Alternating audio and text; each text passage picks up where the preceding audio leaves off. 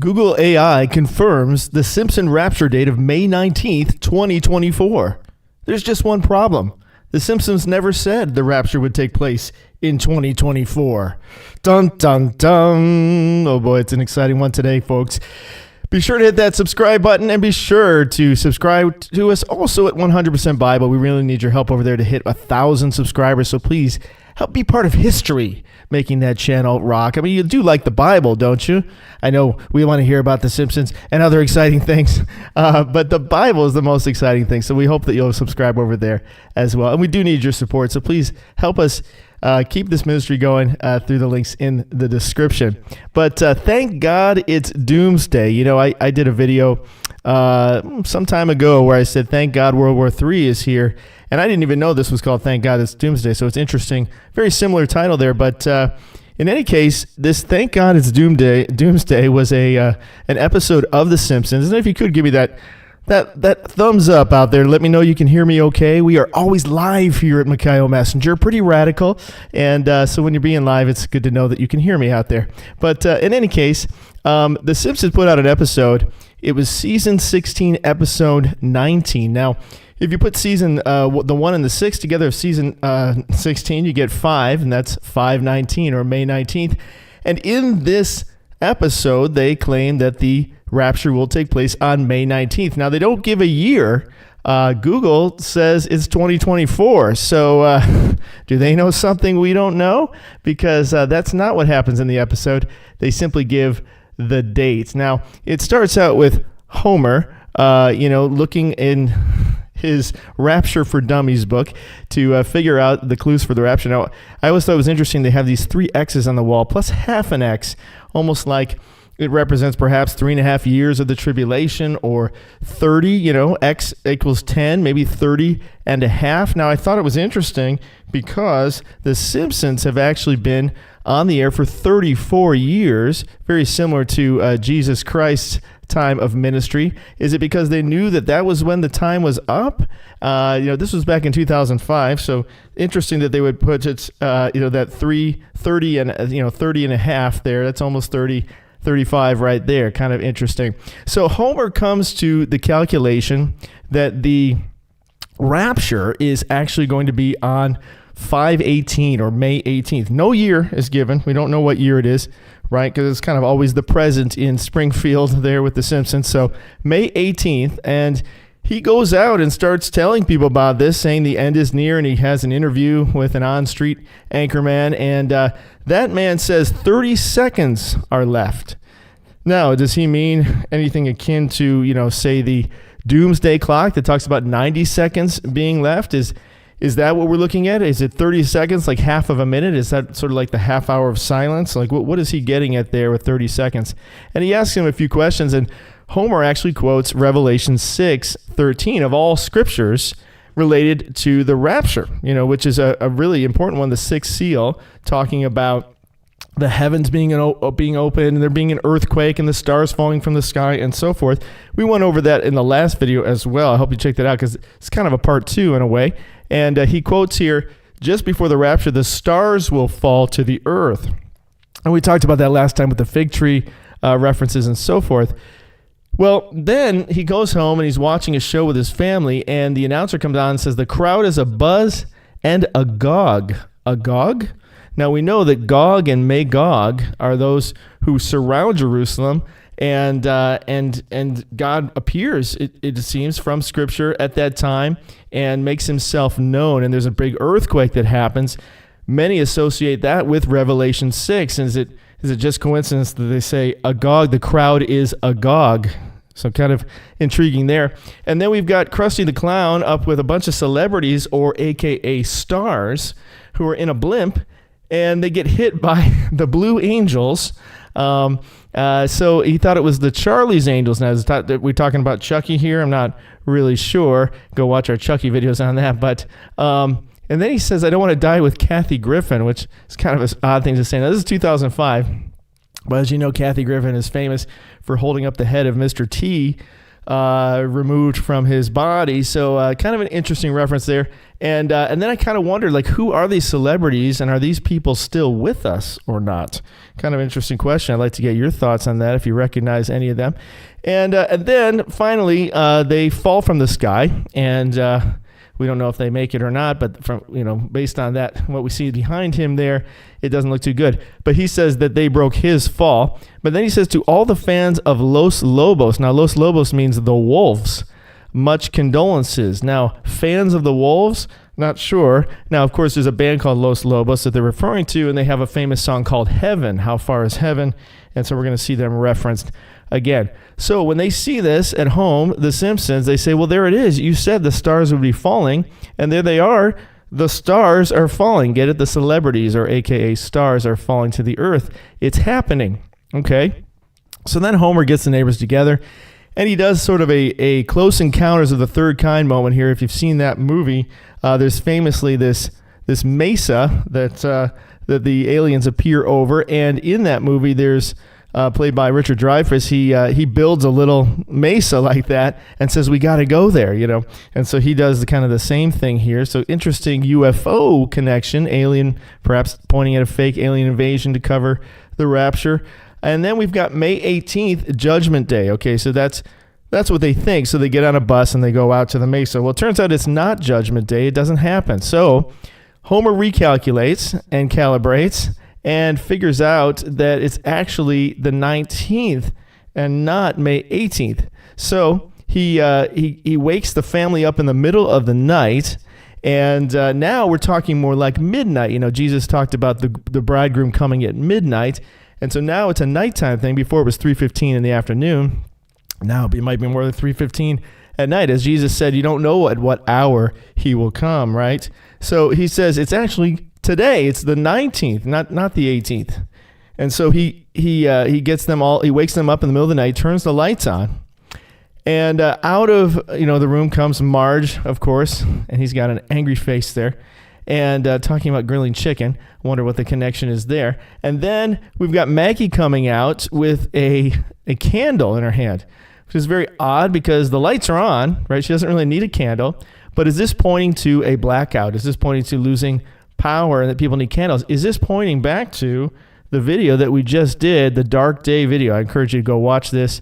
Oh man, really interesting stuff in that video, the first video there. And in that video, we talk about the Dark Day where they had to, in 1780, where they could only see by candlelight. So is that what the reference is there? And then we've got Mr. Bart himself coming out of the room dressed as a fisherman. And is this a reference to being a fisher of men? Does this have anything to do with God finding him doing his purpose when he returns? So I thought that was very interesting that they dress him as a fisherman. And again, at midnight, middle of the night, he's going out to fish. Like, what does this mean? Is God fishing his people home? And so finally, Homer goes out alone for the rapture, and because nobody believes him, right? They all slam the door in his face. And so he goes to, or it seems he goes to heaven. He actually is having a dream. And so this is his idea of heaven. This is an actual heaven, as we shall see. But he's dreaming of this. We find out later. I'll spoil it for you there, but it'll help you understand these things better. So, when he comes here, he sees these vines that are going up like snakes around these poles. They're animated and they're going up. They're moving. And then we see what looks almost like a sun under what kind of looks like a firmament, which is sort of interesting. The waters above the waters, and then the flat EARTH underneath there. So kind of interesting what they might be pointing to there. Notice you've got both palm trees and pine trees, and I found that was interesting too. So then they have these emblems on their, he has it on his bathrobe, this guy has it on his polo shirt, and it looks kind of like a halo at first, but then you look a little closer, is this an all-seeing eye with eyelashes coming out there? So that's kind of intriguing, or even a UFO. And then we've got Los Lobos come back. So again, we know we're talking about wolves in sheep's clothing here. This is not the real heaven. This is where the wolves live, right? Los Lobos means the wolves. So the wolves, the band Los Lobos is playing there, but there's a play on words going on there as well. And then they get finally to Homer's apartment, right? That he's going to be living in. And we've got this images that are popping up in the back. And one of them that struck me was this image that looks like a Pilgrims or Puritans. And the first thing I thought it looks kind of like they're signing the Mayflower Compact, which took place in when they came over on the Mayflower. It was like the original agreement between the settlers at New Plymouth. However, that took place on a boat, and if you look closely here, this is really a room that they're in. So then I thought, well, maybe if it's not the Mayflower Compact, it could be, or it could also be, and we'll talk about that in a second, it could also be the Salem witch trials, because that was also similar dress attire. You see the same hats and the same attire during that time of the Salem witch trials. Could this be judges and juries of that wicked event? So let's take a look at this for a second here. So a couple of things with Mayflower Compact. We've got our 11/11 sign there with November 11th, which is what it took place on one calendar. And then you also have November 21st. And it's 1620, which when you add 6 plus 2 plus 1, you get 9. When you add 21 plus 11, like 11 and 21, you get 32. 2 and 3 is 5. So you could probably finagle a 519 in there somehow. I'd be interested to hear your thoughts on that one. And then when we look here at the Salem witch trials, they ended in May of 1693, and once again you could work out a 5 and a 9 and so forth. I mean, you could play with the numbers there a little bit, but so I thought that was kind of intriguing. Are we talking about a time of false judgment? A time of where people are being called witches who aren't by the real witches, or the whole Salem witch trial thing is very deep and complex. So be interested to get your thoughts on that one. Now, this took place on May 19th, 1611, when Sir Thomas Dale arrived to Jamestown, because I thought about Jamestown, like, man, I wonder if there's a Jamestown connection, and there is. May 19th, 1611. Now, what's interesting with 1611 is it's 6 and 3 1s, or 3 6s, you could perhaps say. But in any case, he comes, and it's sort of almost like, it seems like a parallel to coming of Christ, in the sense that he comes to kind of restore order and restore God back to the land, and kind of remove God's curse and listen to God's calling. And he says, if you don't work, you don't eat, which is a quote from Scripture. And so he seems like he's trying to bring things back into line. So I thought that was kind of interesting, an arrival of a man restoring things in God's name. And then when I looked up his name, it actually equals 144. Well, we know that when Homer was doing the calculations there, one of the numbers he came to was the 144,000. And that's obviously a famous number in the Bible as well. So I thought that was kind of interesting, too, that we've got that 144 connection with Sir Thomas Dale on May 19th of 1611. So back to Homer in his room now. He's with the maitre d', or whatever you want to call this guy who's helping him out, the bellhop, and he's helping him work the television. And the first thing he turns on, he says, oh, Earth, Earth is channel 23. Now, in the last video, once again, we talked about the number 23. And some people are looking at the 23rd as the actual time of fulfillment here. So you may want to go check that video out again. But again, channel 23. So first image that comes up is this before we get to, it's kind of like the TV coming into view. However, when you look at it, it looks kind of like rivers, and then I noticed that there's red blotches in every river. Is this the rivers turning to red? And then we go to the next, view, and he's seeing his own house, he's seeing his family, and there's meteors coming from the sky, and they're all kind of in a pool of blood and fire. Blood and fire. That's what the Bible talks about, blood and fire coming from the sky. Now, what's interesting about this sky is I'm like, boy, that sky kind of looks familiar with these kind of concentric circles, but they're kind of broken up in the middle. And it kind of reminded me of this image, which is basically of the flat to the EARTH image, the idea that America, or not just America, but the world we're living in now is in the center, and then all the other continents are on the outside of that once you get past the ice shelf. So I thought it was kind of interesting looking at that sky, it looked kind of similar. I'm like, it's kind of interesting the way they did that sky. So anyway, you can check out this video on this channel about the firmament Micaiah Messenger. But in any case, so they're freaking out, and as you notice here, we've got the beast that comes out of the sea, like talked about in Revelation. It's their teddy bear, but it talks about having the feet of a bear, claws of a bear, and the teeth of a lion, and then you've got the vulture door knocker. I thought was kind of a nice touch, or an evil touch, depending on how we look at it. And then we've got Bart here running from the locusts of Revelation 9. So that's kind of interesting. And then Marge has serpents on her head. Well, we know that Satan is that ancient serpent, the dragon. So kind of an interesting thing there. Now, once Homer sees this, he goes and he talks to God, or his idea of God, right? And he goes to meet with him. And what's interesting is they exchange illumined of the nutty signs to each other. He gives him the 666, also known as the OK sign. And then the deity, his idea of a deity, responds with the triangle hand symbols, which are known, that those are the known two of the known hand symbols that you can see of the illumined of the nutty. So what's interesting is they spend a lot of time showing that sign, and Homer even points directly at it, so you don't miss it, right? That triangle shape that he's making there. So very intriguing indeed. And then Homer makes his plea. He says, hey, I got to go back to Earth. I got to save my family. Now, if you notice, it says heaven on that clock, and it's about 5 minutes to midnight. This is in 2005, so kind of interesting to note there. And God's like, no, I can't send you back, and so forth. You caused a lot of trouble with my son, Jesus. Well, he doesn't say Jesus, but we know that's the idea they're referring to.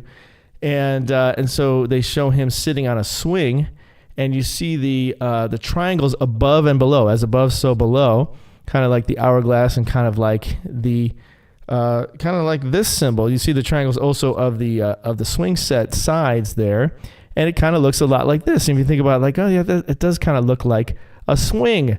Didn't really think about that before, but yeah, it kind of looks like a swing. And then you think about, it's often pictured with this G in the middle. And then when I realized this was Google AI, or the Ghoul of Goo, I realized, so that's where they got it. Makes total sense. All right, why didn't we see this before? And of course, they've even got the 4 colors that they use there in their symbology: the red, the yellow, the blue, and the green. And wow, there it is. So when Homer gets upset, of course, because God's not going to send him back, he literally trashes the place by throwing trash around. And on his way, he sees Mr. Dean Martin, and Dean Martin basically says to him, "Hey, baby, like, what's wrong with you?" And it's interesting, like, why Dean Martin? Of all things, he's holding a martini, of course, his real name is Dino Martini. And so he's standing there with Homer. And what's interesting is this same Dean Martin comes up in another episode in season 27. He's dressed exactly the same way in the all white, like he's the angelic version. I'd have to go watch the episode to see if he is or not, and he's holding the same martini. So I find that very interesting. What's the connection with Dean Martin here? So I looked up Dean Martin. I said, okay, well, what's with Dean Martin? And Dean Martin was born June 7th, 1917. Now, if you take 6 for June away from 7, you get 1, you get 19, and you take the 1 and the 1, and you take it away from 7, that gives you 5. So you can get 519 out of that. So then, okay, that's kind of interesting. And then I looked up May 19th associated with Dean Martin, because that's the date we're talking about in this episode of The Simpsons. And why is Dean Martin there? So he's like, okay, Best of Dean Martin, sales tickets go on sale May 19th. And then I saw, they had a Dean Martin festival that happened on Friday, May 19th of 2023, just last year. Like, wow, I didn't know Dean Martin was still that popular, and or is this somehow connected with all this? And then I saw there was a comic book that came out of Dean Martin and Jerry Lewis on May 19th of 1952. So I'm like, well, okay, that's kind of interesting. I don't understand the connection there, but then we have, of course, the thought, well, maybe it's because they're just kind of giving him some tribute because he's one of them.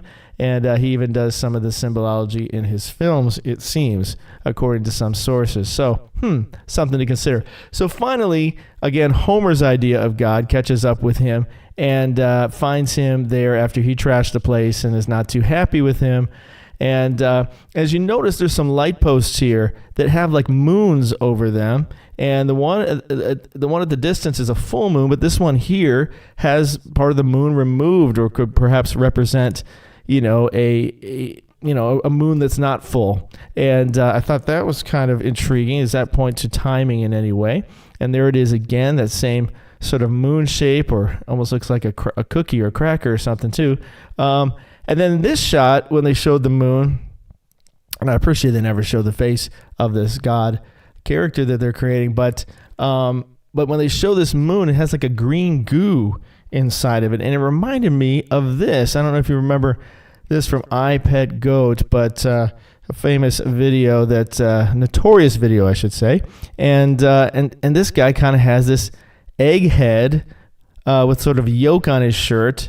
It reminded me of that goo, but he also kind of has the similar shape of kind of that cracked out moon almost image as well. Also reminded me of this image of the Death Star from Star Wars that's being built, not quite finished there. I thought that was kind of intriguing. And of course, the Death Star has the ability to bring total destruction. So is there some sort of connection with all of this?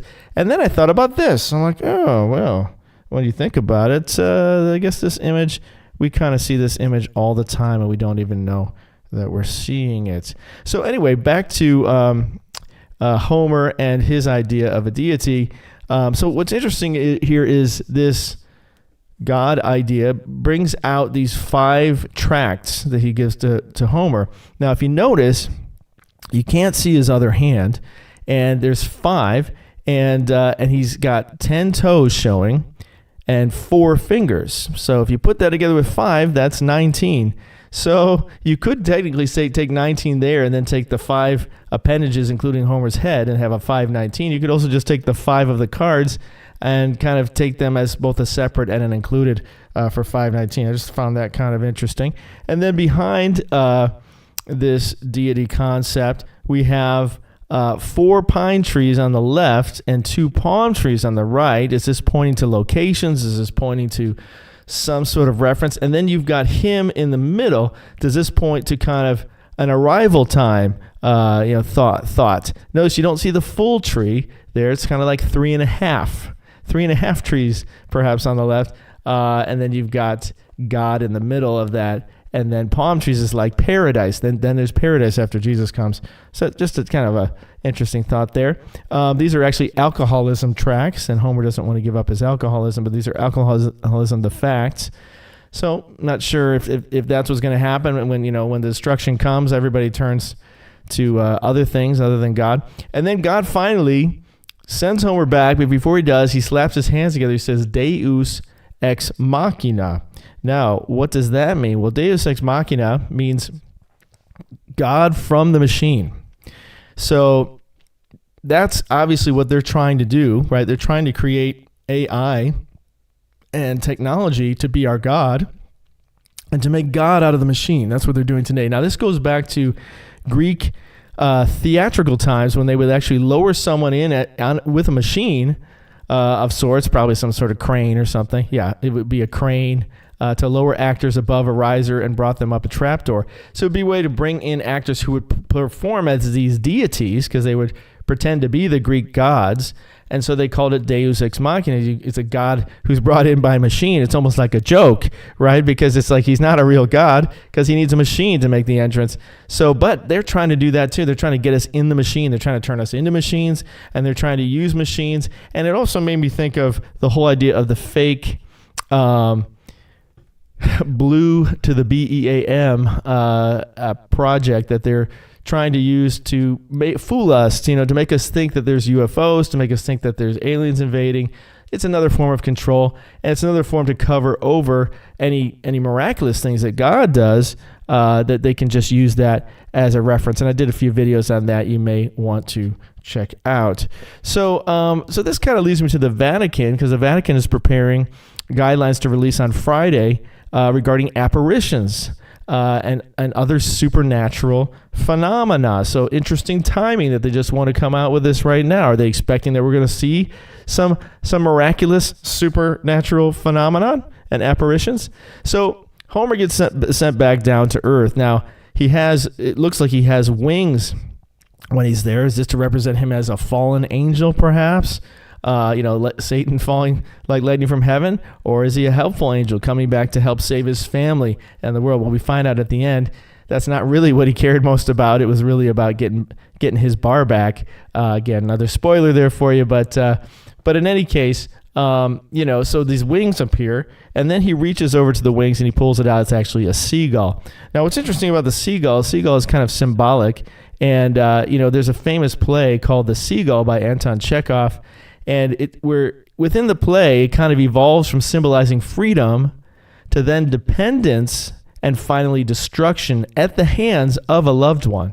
And so what's interesting about that is that's kind of what we're going into with the with the beast. The beast will kind of try to win us over with this idea of freedom, right? They say freedom when there is no freedom. I mean, that's what they did in the camps back during the second WAR, is they would say something like through work is your freedom, or something like that. There's what they put over the gateway. So it's really a mockery of freedom. It's not true freedom. But then, you become dependent on your captor, sort of the Stockholm syndrome kind of thing. And finally, they destroy you, right? They make you fall in love with them, and they're the ones who destroy you, So that's kind of interesting, a symbology with the seagull there to choose to use.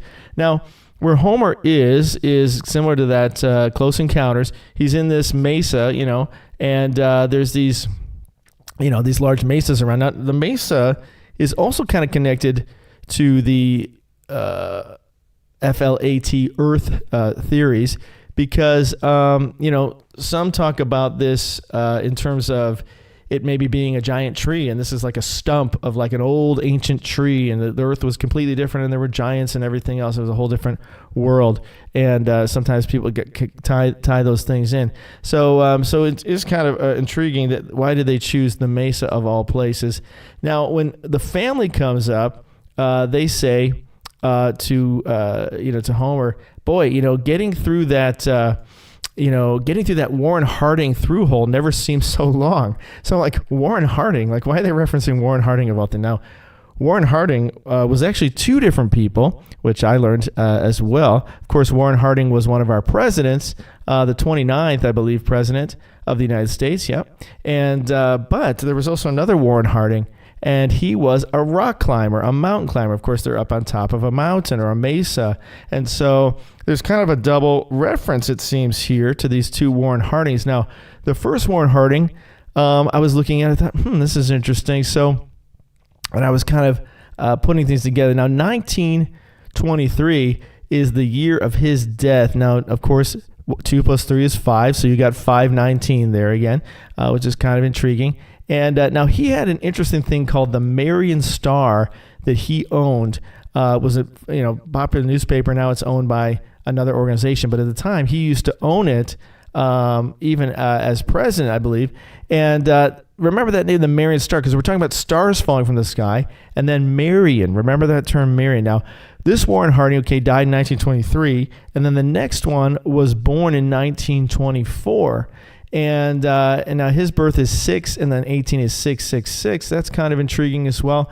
I'd be interested to see what else you guys find on Warren Harding. Put it in the comments. I'd like to see more of your thoughts on that. But I'm guessing he was named probably after the other Warren Harding. So there seems to be kind of a double reference there. But here we see a list of Marian apparitions. Okay, so remember, he had the Marian Star, right? And they already talked about stars falling from heaven, and then Marian apparitions. Well, Marian apparitions are apparitions that people believe they see of Mary, the mother of Jesus. I'm not giving any credence to that. I'm simply saying that's what people claim, and they're called Marian apparitions. So when the Vatican put this announcement out that they're going to announce on Friday of May 17th, 2 days from now, they're saying they're going to publish a new document on Marian apparitions. So I thought that's interesting timing with the May 19th and Marian and the Warren Harding. It's like, wow, interesting connections there. So these Marian apparitions is what they're going to talk about on May 17th right there. So very intriguing indeed. This is just kind of a bonus one that I found. But when Homer was looking at the rapture date, he had these spectacles on, and it kind of looks like water. a little bit if you look at it, and his eye pupils are kind of down at the bottom. And people have been talking about strange things they're seeing in the waters, like coming up from perhaps the Antarctica region.